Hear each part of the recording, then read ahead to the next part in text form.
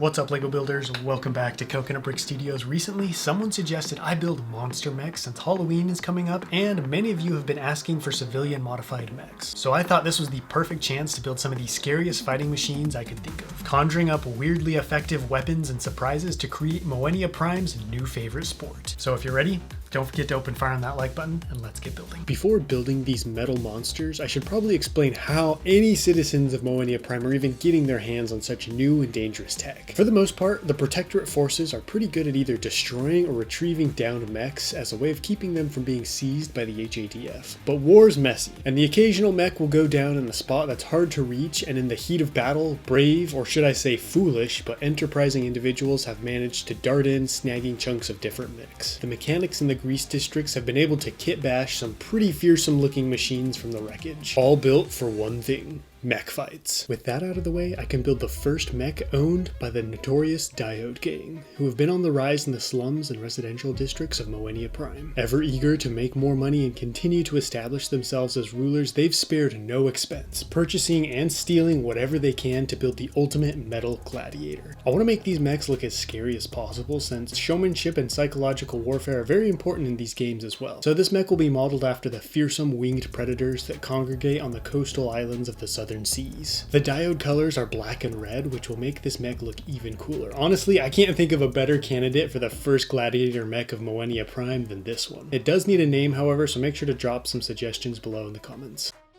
For the extra trappings, I'm using this large black slope to build what look like folded wings on the sides of each leg, so this will look like a dragon with wings folded stalking its prey across the arena. This new but increasingly popular sport has caused regular people, gangs, and even wealthy officials to enter sponsored mechs of their own to fight in the games and win money and influence. Since the city might be about to be burned to the ground, but there's still a little money to be made before that happens. And while these games are nowhere near legal, they do have some rules, since complete chaos isn't as fun to watch. First and foremost, no guns of any kind. Not that that's a huge deal, only 1 or 2 Protectorate guns have been recovered, and they're disabled by some kind of weird tech and won't fire. Plus, people want to see long, drawn-out brawls, not a quick gunfight. The second rule is the operator must be in the mech at all times, so no remote-controlled robots, and lastly, no hits below the drive belt. These legs are looking pretty menacing so far, and I love it. The slopes on the legs look just like wings, and I even added a claw-like finger at the end. The feet are weapons in and of themselves, full of claws and spurs that can hack and gouge at control panels or fluid tubes, shutting down and disabling enemy limbs and weapons. The top needs to match the draconic vibe, so I'm using lots of slopes to create a narrow, lizard-like neck and head to properly drive the mech. More spikes and wedge plates representing a fin will give the front a ferocious appearance and provide some protection against flying debris and dirt. I'm honestly a little surprised the mech is coming together so smoothly. I had no real idea of what it would look like, other than it just needed to resemble parts of medium-class Protectorate mechs slapped together. So I just started sticking spikes and slopes on a black and red leg, and this is what it turned into. The back will jut out from the body and have an array of spiking protecting the rear. This is an open cockpit and needs a strong restraint to keep the pilot safe while they're dancing around the arena or taking hits, so I built this over-the-shoulder protective harness of sorts that folds down on top of the pilot. And speaking of that, the Diodes have appointed this guy is their prize fighter, who's established himself as an aggressive but competent fighter who's not afraid of playing dirty to get the win, which might as well be the Diode's mantra. Everything's been painted black and red and the spikes are affixed, and this mech is looking more alive by the minute. Here's where this mech really starts to differentiate itself. Only one Protectorate mech has arms, and it was retired pretty early on in the fighting, but the Diodes have been able to cook up some pretty versatile arms. The main weapon is this nasty orange buzzsaw, connected to a very strong motor that can be controlled from the cockpit. There are also 2 smaller chainsaws for more precise cutting at either side of the main blade. I was so focused on building the mechs, I realized I didn't put much thought into how to arm them, and I don't own a lot of large LEGO weapon pieces, but I do think this large saw will be effective. The other arm is for defense and holds a large shield made from an old dump truck. Remember, these games are brand new and the mechs are all self-funded. There's no League office or Mecho Mart full of specialized weapons. Everyone's just grabbing whatever they can and welding it onto their machine. And I have a feeling this massive dump truck bed will come in handy.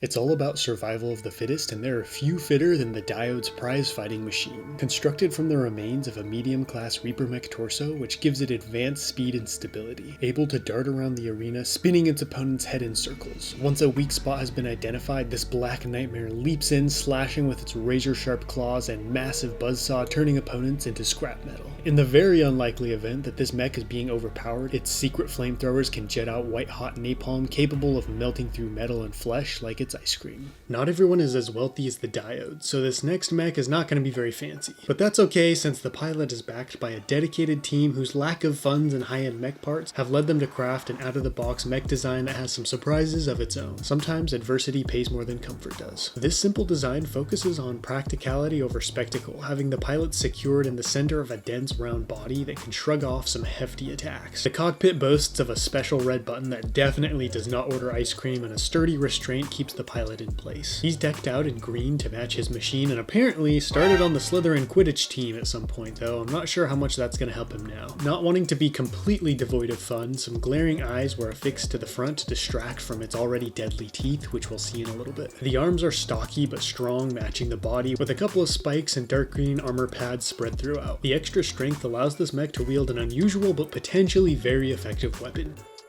A large magnet that can be activated and reversed to either lock onto or repel enemy weapons and limbs. This mech is built similar to the ancient Retiarius gladiators, who would tangle up their enemies in a net and stab them with a trident. I want these mechs to have somewhat unique fighting styles and weapons, because just sending them in with a couple of bionicle blades would have been boring. The other arm is fitted with a long blade for, you guessed it, stabbing and blocking. The Diode's mech is all about speed and quick attack, so this mech counters with bulk and stability. And nothing gives more stability like legs. The mech plods around on 4 thick legs that are in no way fast, but can act as an anchor, keeping the mech grounded when it's locked onto a thrashing opponent with its magnet. The torso mirrors the round body, but plot twist, it flips upside down so the large dish is on the bottom, and the last thing you want to do is end up underneath this, or you could be leaving the mech games looking like flat Stanley. This mech needs a name as well, and I can't think of anything good, so drop your suggestions below in the comments. As I alluded to earlier, this mech has a secret weapon of its own. A large buzzsaw has been artfully built into the middle of the body, waiting to pop out, slicing into an unsuspecting enemy.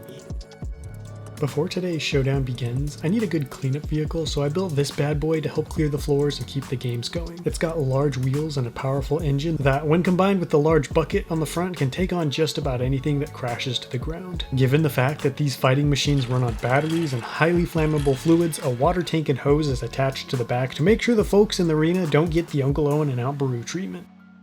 The Diode's mech has been running through opponents lately, but someone's been watching in the shadows, identifying weaknesses that can be exploited. This green 4-legged monster was designed to take away the Diode mech's speed by locking onto it with a giant magnet arm that can be quickly activated at the push of a button. The wide base prevents this mech from being pulled off balance, and once the prey is caught and pulled in, a wicked saw springs out, cutting into the body or even slicing off limbs. In the other hand, a long blade is poised to strike at the Black Nightmare's slender legs, capable of toppling the enemy mech to the ground where it can be finished off. Even though this mech isn't winning any beauty contests, it's got even the Diode mech's pilot nervous, knowing tonight's fight is going to be one for the ages. Gladiator style mechs were never really something I was interested in before, but this video was an eye-opening experience to the fun challenge of building highly specialized mechs with specific capabilities and fighting styles. I tried to balance these two out and feel like they're a pretty even match, though the Diode mech is definitely the cooler looking of the two. Make sure to let me know which one you think won the mech showdown in the comments, and until next time, happy building.